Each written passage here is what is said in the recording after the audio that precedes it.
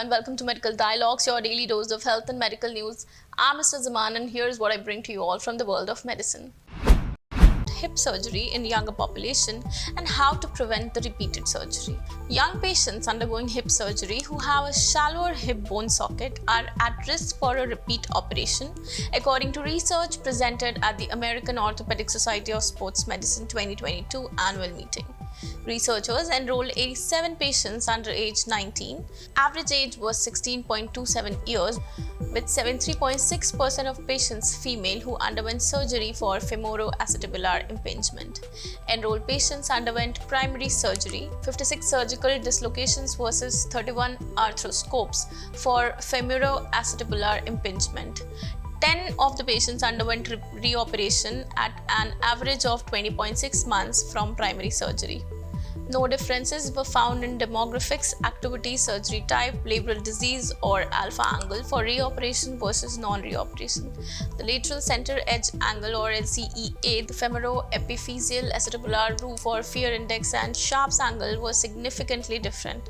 The analysis indicated that patients with scores of LCEA 21 and FEAR index greater than -8.8 were at heightened risk of reoperation, compared to those with LCEA less than 21 and in patients with fear index greater than -8.8.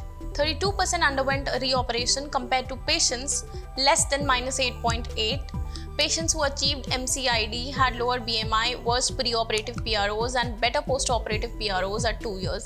Alpha and Sharp's angles were positively correlated with 2+ years PROs, while LCEA was negatively correlated. Researchers reported that in patients undergoing treatment for femoroacetabular impingement, a reoperation was associated with radiographic signs of hip dysplasia, indicating that patients with a shallower acetabulum are at risk for a repeat operation. Difference in alcohol consumption in both young and older people. Young people face higher health risks from alcohol consumption than older adults, according to a new analysis published in The Lancet. This is the first study to report alcohol risk by geographical region, age, sex, and year. It suggests that global alcohol consumption recommendations should be based on age and location, with the strictest guidelines targeted towards males between age 15 to 39 who are at the greatest risk of harmful alcohol consumption worldwide. The analysis suggests that for young adults aged 15 to 39, there are no health benefits to drinking alcohol, only health risks, with 59.1% of people who consumed unsafe amounts of alcohol in 2020 between ages 15 to 39 years, and 76.7% were male. The research also indicates that adults aged 40 and older without underlying health conditions may see some benefits from small alcohol consumption, including a reduced risk in cardiovascular disease, stroke, and diabetes. For adults over age 40, health risks from alcohol consumption vary by age and region.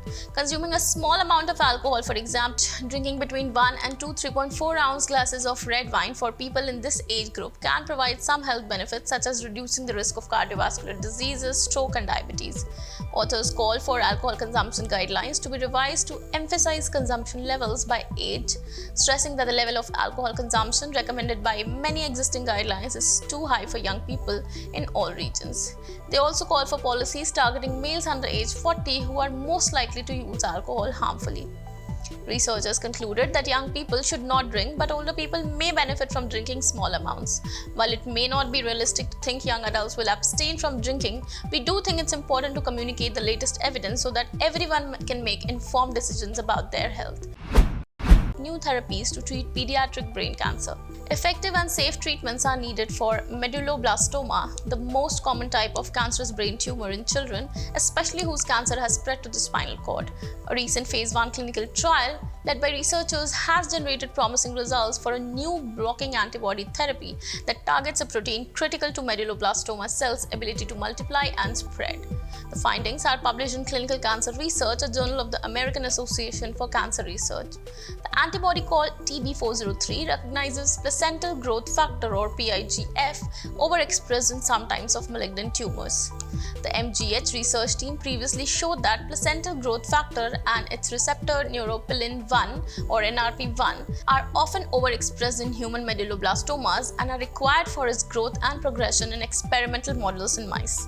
That work also demonstrated demonstrated that blocking the PIGF or NRP1 pathway in medulloblastoma models caused tumor regression, decreased spread to the spinal cord, and prolonged survival. The investigators' phase 1 open-label multi-center dose escalation study enrolled 15 children with relapsed or refractory medulloblastoma that did not respond to standard treatments. Patients received increasing dose of the anti-human placental growth factor antibody TB403, that is 20 mg per kg, 50 mg per kg, 100 mg per kg and 175 mg per kg, and all patients received 2 doses of TB403 in the first cycle of treatment. The maximum tolerated dose defined in clinical trials as the highest dose of a drug that does not cause unacceptable toxicity was not reached. Moreover, although there were no partial tumor responses in this treatment refractory population, 7 of 11 patients experienced disease stabilization, stoppage of progression, and which persisted for more than 100 days in 4 of those patients. The investigators concluded that TB403 treatment was well tolerated and induced stable disease in some medulloblastomas in a setting with no effective treatments available. These findings indicate that treatment with TB403 should be tested in larger studies of children with advanced medulloblastoma and perhaps at earlier stages in combination with standard therapies, concluded the researchers. How parents don't recognize their impact on children's eye health. The nationally representative report was based on responses from 2002 parents of children aged 3 to 18 surveyed in April. Some experts have pointed to the combination of increased screen time and less time indoors as factors that may put children at higher risk for developing myopia or nearsightedness, which can lead to serious eye problems in the future. The rate of nearsightedness in children has increased dramatically in the past 30 years. Research is ongoing, but studies suggest outdoor time protects against myopia. Parents should encourage at least 1 to 2 hours of outdoor time per day because exposure to natural light benefits eye development, the researchers said. Parents should enforce family rules to ensure children have a sustained period of non-screen time during the day. This is especially important during summer months when they are off from school and may have less structured downtime. Some research has also indicated associations between working up close like reading or using a tablet, increasing the odds of myopia. Many parents polled also skip steps that helps minimize eye injuries during activities that include a risk of objects hitting the child's eye at high speed or force, with less than a third of parents saying their child wears protective glasses or goggles during contact sports. However, most parents polled say children and teens wear protective glasses when doing activities that pose a risk of eye injuries, including working with tools and playing shooting games like Nerf guns or paintball. After time spent on screens, the most common factors parents identify as impacting children's vision and eye health are reading in poor light, how close children sit to the TV or screen, diet, and blue light from screens. It's important time to think about myopia risks for children because kids with this condition often become more nearsighted over time. The age of myopia onset is the most significant predictor of severe myopia later in life, the researchers concluded. That's all for today. Stay tuned to Medical Dialogues for latest updates. Never miss a medical update from Medical Dialogues. Like, subscribe, and press the bell icon.